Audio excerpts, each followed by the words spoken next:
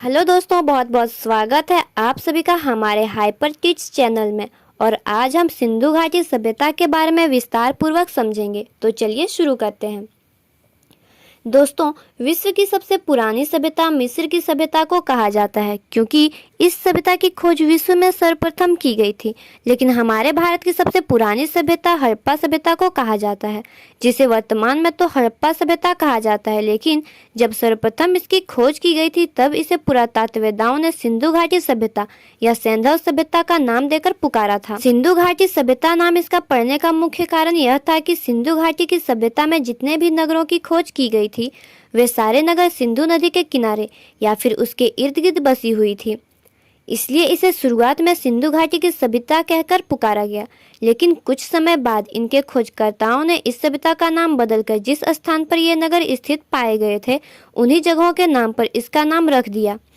चूंकि हड़प्पा नगर की खोज सर्वप्रथम हड़प्पा नामक स्थान पर मिली थी, इसलिए इस सभ्यता का नाम हड़प्पा सभ्यता रखा गया। अब बात आती है इस सभ्यता के खोजकर्ता कौन थे और उन्होंने इस सभ्यता की खोज कब की, उनको इनका प्रमाण सर्वप्रथम कब और कहाँ मिला।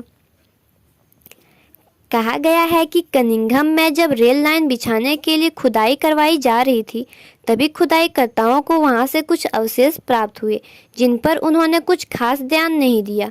लेकिन जैसे जैसे खुदाई करने का काम और आगे बढ़ा, वैसे वैसे वहां से और अवशेष प्राप्त होने लगे, जिन्हें पुरातत्ववेदाओं को सौंप दिया गया।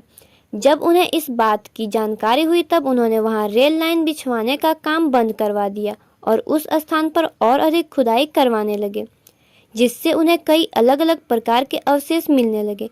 दयाराम साहनी के नेतृत्व में 1921 ईस्वी में इस सभ्यता की खोज हुई, इसलिए उन्हें हड़प्पा सभ्यता के खोजकर्ता कहे जाते हैं। हड़प्पा सभ्यता के सामाजिक जीवन। हड़प्पा सभ्यता में समाज की इकाई परिवार होती थी एवं इनका समाज मातृसत्तात्मक था। समाज मुख्यतः 4 भागों में बटा हुआ था। पहला विद्वान, दूसरे योद्धा, तीसरा सैनिक एवं राजकीय अधिकारी एवं चौथा व्यावसायिक तथा श्रमिक वर्ग। इनमें से कुछ उच्च तो कुछ निम्न वर्ग के लोग भी शामिल थे। इनके खान पान। इनके खाद्य पदार्थ में मुख्य आहार गेहूं एवं जौ थे। इसके अलावा इनका और अनेक प्रकार का भोजन होता था, जैसे दलहन, तिलहन, खजूर, अंगूर, बेर आदि, फल, दूध, विभिन्न प्रकार की सब्जियां, मांस, भेड़, सुअर आदि का तथा मछलियां आदि। पहनावा। ये लोग सूती कपड़े का इस्तेमाल करते थे। पुरुष शाल की तरह कपड़े को शरीर पर लपेटते थे। वहाँ के स्त्री एवं पुरुष दोनों ही अलग अलग प्रकार के आभूषण धारण करते थे, जैसे कर्णहार, कर्णफूल, अंगूठी, पाजेब आदि। धनी वर्ग के लोग जैसे सोने, चांदी, रत्न आदि के आभूषण धारण करते थे, जबकि जनसाधारण नगरवासी तांबे, घोंघे, सीप, पक्की मिट्टी आदि के आभूषण पहनते थे। श्रृंगार। इस सभ्यता के लोग श्रृंगार भी कई किस्म के करते थे। खुदाई में दर्पण, कंघी, काजल, सिंदूर, दाढ़ी बनाने के अस्तूरे आदि प्राप्त हुए हैं।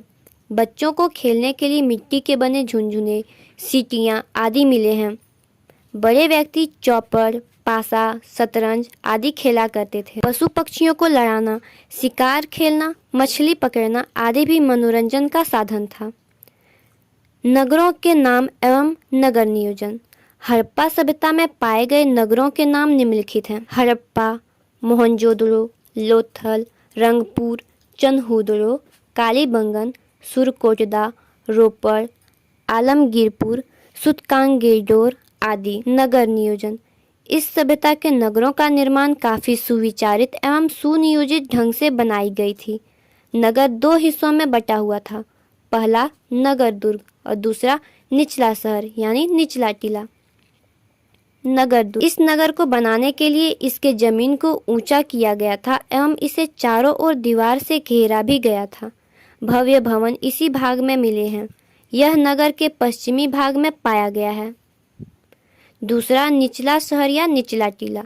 माना जाता है कि इस स्थान पर सामान्य लोग रहा करते थे। इस टीले के बाहर कोई घेराव नहीं मिला है। कालीबंगन के नगर में दोनों ही टीलों को दीवार से घेरा गया था। यहाँ की सड़कों को इस प्रकार बनाया गया था जिससे ये एक दूसरे को समकोण बनाते हुए काटती प्रतीत होती थी और जिस कारण नगर कई आयताकार खंडों में बंटा गया था। सड़कों से अनेक गलियां निकली थीं। सड़कों और गलियों के किनारे 1 से 2 फुट गहरी नालियां बनाई गई थीं। सड़क और गली के किनारे बने मकानों से नालियां निकलकर इन बड़ी नालियों में मिल जाती थीं। वहां नालियों की साफ सफाई करने के लिए भी व्यवस्था की गई थी। प्रत्येक अच्छे किस्म के मकानों में स्नानागार, शौचगृह, कुआं, आंगन आदि भी मिले हैं। बनवाई गई सड़कों के किनारे चबूतरे मिले हैं जहां दुकानें लगती थीं। मकानों को बनाने के लिए पक्की ईंटों का प्रयोग किया गया है। इससे पता चलता है कि इस सभ्यता में पकी हुई ईंटों का प्रयोग शुरू हो चुका था। हड़प्पा की राजनीतिक जीवन या शासन व्यवस्था।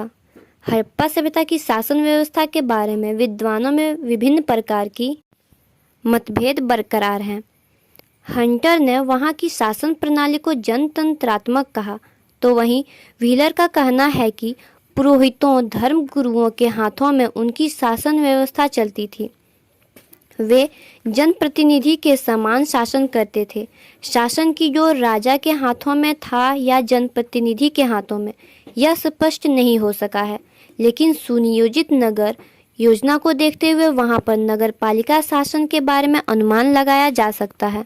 सड़कों के कानों पर पुलिस के नाके थे। आर्थिक स्थिति। हड़प्पा सभ्यता की अर्थव्यवस्था काफ़ी विकसित थी। कृषि, पशुपालन, विभिन्न प्रकार के व्यवसाय और व्यापार के क्षेत्र में यह सभ्यता सबसे आगे थी। सिंधु और उसकी सहायक नदियों के बाढ़ वाले उपजाऊ मैदान में हड़प्पा के किसान नवंबर में बीज को बोते थे तथा अप्रैल में गेहूं और जौ की फसल काट लेते थे। वहां ज्वार, बाजरा, मटर, तिल, सरसों भी उगाए जाते थे। चलिए अब ये टॉपिक यहीं ख़त्म होता है। मैं आशा करती हूँ कि आप लोगों को मेरा आंसर पसंद आया होगा। मिलते हैं अब नेक्स्ट वीडियो में। तब तक आप लोग नेक्स्ट टॉपिक के जवाब के लिए तैयार रहिएगा।